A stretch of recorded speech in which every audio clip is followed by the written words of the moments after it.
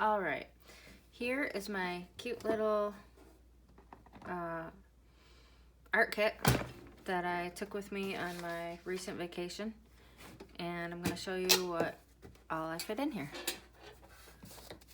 First, most importantly, you always want to take a tablecloth or a plastic drop cloth or something to protect the surface table that you're working on. So there's that. And this is just a scrap sheet that I was painting on.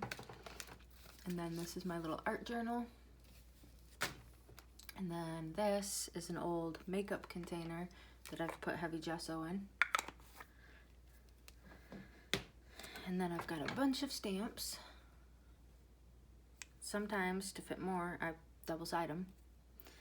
There's some more stamps. Some more stamps. And then some inspirational phrases. More stamps. More stamps. Whoa, one just flung off. And then more stamps. And then a date stamp, some acrylic paint. This is for stencils, to rub the ink on the stencils. My Uhu glue stick, my Ranger ink for my stamps, some blue ink, water bottle, and then a bunch of acrylic inks, which that's what this is just acrylic ink in a squirt bottle. And then some more ink, more ink, more ink, ink.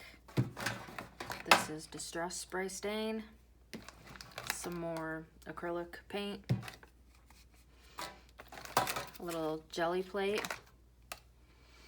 a brayer for my jelly plate, a color crayon pencil, water soluble, a paint pusher, a paintbrush,